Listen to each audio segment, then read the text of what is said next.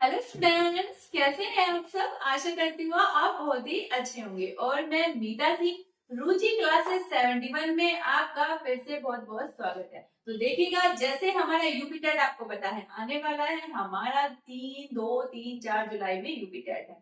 तो UP TET और super TET के लिए ये हमारी स्पेशल क्लासेस हैं जो कि हिंदी की है। इस पर मैं आपको इम्पोर्टेंट क्या सारे ही टॉपिक कराऊंगी। देखिए, थोड़ा अलंकार का मैं आज टॉपिक लाएंगे, ये मोस्ट इम्पोर्टेंट है, इससे हमारे क्वेश्चन काफी बनते हैं। और ये वाला टॉपिक बहुत ज्यादा टफ भी लगता है बच्चों को अगर उन्होंने नहीं पढ़ा। तो चलिए देख लेते हैं, आज मैं आपके लिए लाया हूँ अलंकार। तो आइएगा देखते हैं क्या है। देखिए, अलंकार होता क्या है। अलंकार का मतलब होता है आभूषण, यानी कि गहना, यानी कि सुंदरता बढ़ाना। जैसे आपको पता है, अगर आप अच्छे कपड़े पहन लीजिए, आप क्या करेंगे, कुछ ज्वेलरी डाल लीजिए, तो क्या होता है, आपकी हमारी सुंदरता बढ़ जाती है। उसी तरह से अगर हम क्या करते हैं, हम शब्दों के माध्यम से या फिर अर्थ के माध्यम से शब्दों में जो हम डालते हैं, अलंकार की शोभा हम बढ़ा सकते हैं। कैसे बढ़ा सकते हैं, देखते हैं, आइएगा। देखिए, सबसे पहले जानते हैं अलंकार। अगर मैं इसका संधि विच्छेद करूं तो क्या हो जाएगा, संधि विच्छेद हो जाएगा अलंग प्लस कार। ठीक है, अलंग प्लस कार। अलंकार का मतलब क्या होता है, इसका मतलब होता है आभूषण। क्या होता है, आभूषण, या हमारा होता है गहना। आभूषण गहना क्यों होता है, आभूषण गहना का मतलब यही है जहां पर हमारी सुंदरता इससे बढ़ाई जाती है। तो कैसे बढ़ाई जाती है, सबसे पहले इसकी जान लेते हैं हम डेफिनेशन क्या होता है।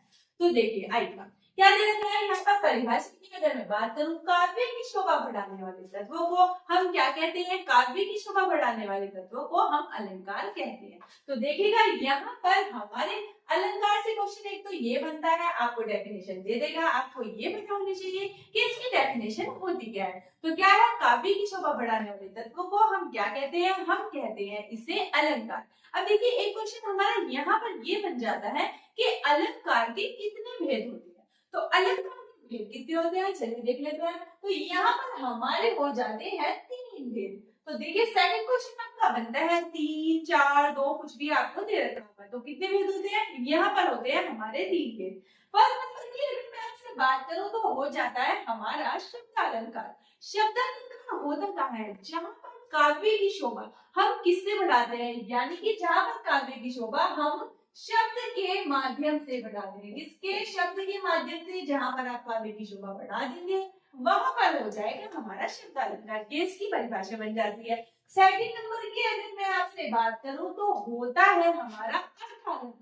अर्थ अलंकार होता है क्या? तो जैसे मैंने आपको बताया कि शब्द के माध्यम से जिसकी शोभा बढ़ाई जाती है वो शब्द अलंकार होता है। और अर्थ अलंकार क्या होता है, जहां पर क्या होता है, अर्थ के माध्यम से, क्या होता है, अर्थ के माध्यम से काव्य की शोभा बढ़ाई जाएगी। किसके माध्यम से, अर्थ के माध्यम से, जहां पर हमारी काव्य की शोभा बढ़ाई जाएगी वो हो जाएगा हमारा अर्थ अलंकार।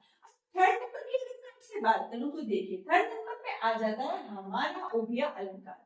हालांकि आपको ज्यादातर एग्जाम में उभय अलंकार देखने के लिए नहीं मिलता, लेकिन अगर आपसे पूछे कि अलंकार के कितने भेद होते हैं तो आप कितने लगाएंगे, यहाँ पर लगाएंगे आप अलंकार के 3 भेद होते हैं। ऐसे भी दे सकते हैं, 3 भेद देने के बाद 14 पूछे इनमें से कौन सा भेद नहीं है, या फिर 1 देने के बाद पूछ सकता है इसमें से कौन सा भेद है। तो इस तरह से हमारे यहाँ पर क्वेश्चन बनते हैं। तो चलिए आ जाते हैं, सबसे पहले मैं आपको बताती हूँ जो हमारे शब्द अलंकार और अर्थालंकार के भी अलग अलग भेद है। आज मैं आपसे बात करूंगी किसके बारे में, आज हम बात करेंगे अपने शब्द अलंकार के बारे में, यानी कि जहां पर काव्य की शोभा हम किससे बढ़ाते हैं, शब्दों के माध्यम से बढ़ाते हैं, वो होता है हमारा शब्द अलंकार। तो चलिए देख लेते हैं, आइएगा। सबसे पहले शब्द अलंकार में आपसे बात करूं तो यहाँ पर बात करूंगी मैं आपसे अनुप्रास अलंकार की। किसके बारे में बात करेंगे, यहाँ पर बात करेंगे अनुप्रास अलंकार की। तो अनुप्रास अलंकार होता क्या है, जहां पर कहते हैं समान वर्णों की, यानी कि वर्णों की आकृति, एक ही वर्ण की आकृति आपको बार बार दिखाई दे, तो वहां पर क्या हो जाता है अनुप्रास अलंकार। इसे पहचानना बहुत ही आसान है। तो चलिए देखते हैं कैसे पहचानेंगे इसको। देखिएगा, अनु का मतलब क्या होता है, अनु का मतलब होता है बार बार। क्या होता है अनु का मतलब, बार बार। और यहाँ पर प्रास का मतलब होता है वर्ण, यानी कि जो वर्ण क्या होता है बार बार हमारा आएगा वहां पर क्या हो जाएगा, वहां पर हो जाएगा अनुप्रास अलंकार। तो देख लेते हैं, जैसे मैं एग्जाम्पल के थ्रू आपको बताऊं तो एग्जाम्पल दे रखा है यहाँ पर हमारा, चारु चंद्र की चंचल किरणें खेल रही हैं जल थल में। देखिए, चारु चंद्र की चंचल किरणें, तो देखिए यहाँ पर च, और देखिए इधर भी च, और यहाँ पर मतलब क्या है आपको पता है, दो या दो से अधिक बार आवृत्ति बार बार हो रही है। तो यहाँ पर क्या हो रहा है, च वर्ण की आवृत्ति, च वर्ण की हमारी आवृत्ति क्या हो रही है, बार बार हो रही है, आवृत्ति बार बार हो रही है। तो कौन सा अलंकार हो जाएगा, तो यहाँ पर हो जाएगा हमारा अनुप्रास अलंकार। तो इस तरह से आप इसको बहुत अच्छे से पहचान सकते हैं, जहां पर आपको वर्ण बार बार रिपीट होते दिखाई दे वहां पर हो जाता है हमारा अनुप्रास अलंकार। देखिए अब एक क्वेश्चन ये भी बनता है, क्योंकि आपको पता है क्वेश्चन जो है ना डीपली चलते हैं, ऐसा नहीं है कि ऊपर ऊपर से पूछ ले, कंपटीशन काफी टफ है और अच्छे क्वेश्चन हमारे बन जाते हैं। तो एक क्वेश्चन हमारा ये बनता है कि अनुप्रास अलंकार के कितने भेद होते हैं, एक क्वेश्चन ये बनता है। देखिए पहले तो मैंने आपको बताया अलंकार के भेद वो हो जाते हैं हमारे 3। अब मैंने आपसे कहा अनुप्रास अलंकार के कितने भेद होते हैं, तो देखिए ये भी क्वेश्चन बनता है। तो ये होते हैं हमारे 5, कितने हो जाते हैं, हमारे 5 भेद होते हैं। फर्स्ट नंबर की अगर मैं आपसे बात करूं तो कौन सा हो जाता है, फर्स्ट नंबर की अगर आपसे बात की जाए तो यहाँ पर हो जाएगा हमारा 6 का अनुप्रास अलंकार। देखिए नाम याद रखिएगा, 4-5 में से आपसे ये भी दे सकता है, इसमें से कौन सा अनुप्रास अलंकार का भेद नहीं है, या फिर कौन सा अनुप्रास अलंकार का भेद है। तो चलिए जानते हैं पहले इसके बारे में। अनुप्रास अलंकार, सॉरी 6 का अनुप्रास अलंकार की क्या डेफिनेशन होगी ये आपको पता होनी चाहिए, क्योंकि एग्जाम में परिभाषा भी पूछी जाती है। जैसे कि जब एक ही वर्ण 2 बार हो, जब एक ही वर्ण 2 बार हो, मतलब 2 से अधिक बार नहीं होगा। आपको 2 बार दिखाई देगा, एक ही वर्ण 2 बार दिखाई देगा, कैसे चलिए देखते हैं एग्जाम्पल के थ्रू। देखिए दे रखा है कानन कठिन भयंकर भारी, क्या दे रखा है, कानन कठिन भयंकर भारी, घोल घाम हिम बार बयानी। अब देखिएगा यहाँ पर क्या हो रहा है, यहाँ पर कार की आवृत्ति, कार की आवृत्ति क्या हो रही है, 2 बार हो रही है ना। अब सेकंड की बात करूं भय, और यहाँ पर भी भय, यानी कि भय की आवृत्ति भी 2 बार हो रही है। इधर देखिएगा घोर और घाम, यानी कि भय की आवृत्ति भी 2 बार हो रही है, और यहाँ पर व्यय और व्यय, यहाँ पर भी व्यय की आवृत्ति क्या हो रही है, 2 बार। यही हमने डेफिनेशन में पढ़ा है, जब एक ही वर्ण की आवृत्ति 2 बार हो जाए तो वहां पर कौन सा अलंकार हो जाएगा, वहां पर हो जाएगा हमारा 6 का अनुप्रास अलंकार। तो देखो सेकंड नंबर की अगर मैं बात करूं, मैंने बताया इसके 5 भेद हैं, अभी मैंने आपको फर्स्ट की बात की है, वो की है 6 का अनुप्रास की अलंकार की। यहाँ पर सेकंड नंबर की बात कर लेते हैं, तो कौन सा आ जाता है, सेकंड नंबर पे आता है हमारा वृत्यानुप्रास अलंकार। अब देखिए इसकी डेफिनेशन क्या होती है, तो देखिए फर्स्ट में क्या था कि जो हमारा वर्ण है 2 बार, एक वर्ण 2 बार आएगा तो वो हो जाएगा हमारा 6 का अनुप्रास। लेकिन वृत्यानुप्रास की अगर मैं परिभाषा की आपसे बात करूं तो क्या है, जहां पर एक या अनेक वर्णों की आवृत्ति 2 या 2 से अधिक बार हो, यानी कि एक वर्ण की या 2 वर्णों की आवृत्ति 1 से अधिक बार हो या 2 से अधिक बार हो। कैसे, जैसे देखिएगा एग्जांपल है, तरनी तनुजा तट तमाल तरवर बहु छाय। तो यहाँ पर हो क्या रहा है, यहाँ पर हमारी तय वर्ण की आवृत्ति हो रही है, तय वर्ण की आवृत्ति, तय वर्ण की आवृत्ति हो रही है। और आपको पता है मैंने बताया या तो 2 बार 2 से अधिक बार, तो एक ही वर्ण की आवृत्ति 2 या 2 से अधिक बार होगी, वहां पर हमारा कौन सा अलंकार, वहां पर हो जाएगा हमारा वृत्यानुप्रास अलंकार। तो ये डेफिनेशन आपको बहुत अच्छे से याद रखनी है, क्योंकि आप तभी पहचान पाएंगे कि अलंकार कौन सा है, यानी कि अनुप्रास अलंकार में भी कौन सा अलंकार है। तो चलिए देख लेते हैं। आइएगा अब थर्ड नंबर की अगर मैं आपसे बात करूं तो यहाँ पर दे रखा है हमारा लाटानुप्रास। अब ये क्या होता है, तो देखिएगा आवृत्ति वर्ण की नहीं बल्कि वाक्य की होती है। देखिए अभी तक मैंने आपको बताया कि वर्ण की आवृत्ति हो, तो ये याद रखना भी बहुत आसान सा हो जाता है। अगर आपको लाटानुप्रास दिखाई देगा तो देखिए क्या होगा, वहां पर हमारे वाक्य की आवृत्ति होगी, यानी कि वर्ण की नहीं पूरे वाक्य की। कैसे होगी देखते हैं।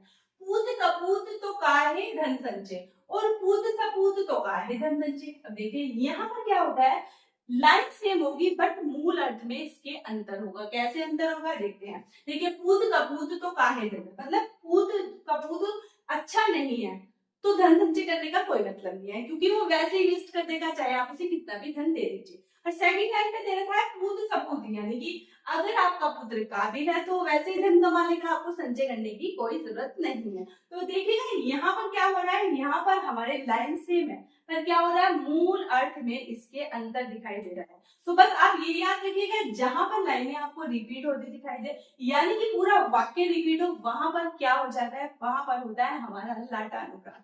तो आइएगा देख लेते हैं फोर्थ नंबर की बात। ये थर्ड तक हो चुकी है, हमारे फोर्थ की बात करते हैं। ये है अंत्यानुप्रास अलंकार। अंत्य अनुप्रास इसमें क्या होता है, इसमें ये होता है जो अंतिम अक्षर है ना वो रिपीट होगा। कैसे रिपीट होगा, जैसे आपको बताया राइमिंग वर्ड होते हैं ना उस तरह से रिपीट होगा। आइएगा देखिए, जैसे मैंने कहा आपको प्रभु जी तुम दीपक हम बाती, और क्या होता है जाति ज्योति बाले दिन राती। यहाँ पर ये जो होता है बाती और राती यानी कि ती ती, ये जो वर्ण है ये रिपीट हो रहा है तीजा। सेम वर्ड आपको दिखाई देगा, उसमें राइमिंग वर्ड आपको दिखाई देगी, वो वहां पर क्या हो जाएगा, वहां पर हो जाएगा हमारा अत्यनुप्रास अलंकार। तो देखिए ये बात याद रखिएगा, अनुप्रास अलंकार तो हम पढ़ लेते हैं बट इसके भेद हम बहुत कम पढ़ते हैं। अगर आपसे डीपली क्वेश्चन बनेगा तो यहीं से क्वेश्चन बनेगा कि इसके अनुप्रास अलंकार के जो भेद है वो किसकी डेफिनेशन के अकॉर्डिंग आपको याद होंगे, तभी आप उसका आंसर लगा पाएंगे। तो देख लेते हैं आप, अगर मैं बात करूं आपसे फिफ्थ नंबर की, फिफ्थ नंबर पे हमारा क्या आ जाता है, ये आता है हमारा श्रुत्यानुप्रास अलंकार। श्रुत्यानुप्रास अलंकार में देखिए क्या होता है, जैसे कि यहाँ पर तय वर्ग है, अगर तय वर्ग है ना तो देखिए आपको पता है स्पर्श व्यंजन मैं आपको बता दूंगी एक वीडियो में अच्छे से। जैसे मान लीजिए ये होता है कवर्ग, कवर्ग चवर्ग टवर्ग तवर्ग, और होता है हमारा पवर्ग। कवर्ग में क्या होता है, यहाँ पर हो जाता है हमारा क ख ग घ अंग, यानी कि ये जो सारे वर्ण हैं इनका उच्चारण स्थान एक ही है। अब जैसे मैं बात करूं चवर की, इसमें च च छ ज झ य, ठीक है, यानी कि ये जितने भी वर्ण है इनका सब का जो हमारे वर्ण का उच्चारण स्थान है वो एक ही है। जैसे ट और ट, ट में कौन सा आता है त थ द ध न, इसमें क्या होता है यानी कि इन सबका जो वर्ण है ना, जितने भी वर्ण है इनका उच्चारण स्थान हमारा एक ही होगा। तो इसकी परिभाषा ये बन जाती है, बात ये नहीं है कि जो भी, जैसे तो तय वर्ग दे रखा है, मैंने जो एग्जाम्पल लिखा है यहाँ तय वर्ग का, अगर एग्जाम्पल च वर्ग का आएगा तो वो क्या होगी, सारे वर्ण आपको ये दिखाई देंगे, कौन से वाले, च छ ज झ य, ठीक है, वहां पर क्या हो जाएगा, वहां पर हो जाएगा हमारा श्रुत्यानुप्रास अलंकार। कैसे हो जाएगा, एग्जाम्पल के थ्रू आपको मैं समझाती हूँ। जैसे कि मैंने आपको बताया यहाँ पर मैंने तय वर्ण का एग्जाम्पल दिया है, तो यानी कि तय वर्ण में जो भी वर्ण आएंगे उनकी आवृत्ति होगी। जैसे तय वर्ण में कौन से आते हैं, त थ द ध न, ठीक है, कौन से आते हैं त थ ध, तो इनकी वर्ण की आवृत्ति ही आपको दिखाई देगी, या इससे अलग नहीं। जैसे कि दिनांक था थे दीनानाथ डूबते, से धुनु आते ग्रह गवाल बाल थे, तो यहाँ पर जो है जैसे द है किसका है, वो तावर का है, जहां पर यहाँ पर द है तावर का है, थ है यहाँ पर किसका है, तावर का है, तो तावर का।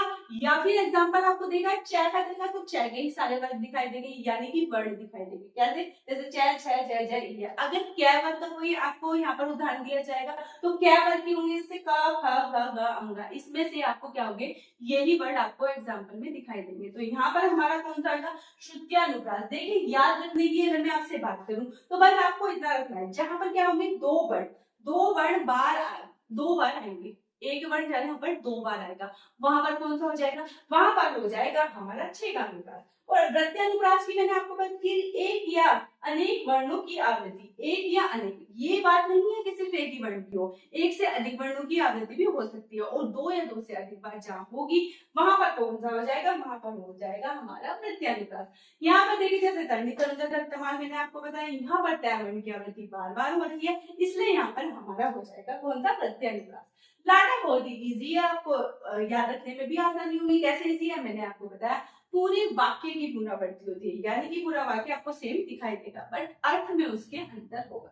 अंतिम अनुप्रास में क्या होगा, अंतिम अक्षर रिपीट होगा, कैसे होगा, वर्ण यानी कि वर्ण रिपीट होगा, जैसे यहाँ पर टी और टी। और अगर आपको याद रखना है तो राइमिंग वर्ड से याद रखिएगा, जहाँ पर राइमिंग वर्ड दिखाई देगा आपको, ठीक है, तुक वाले समान तुक वाले शब्द दिखाई देंगे, वहां पर हो जाएगा हमारा अंत्यानुप्रास अलंकार।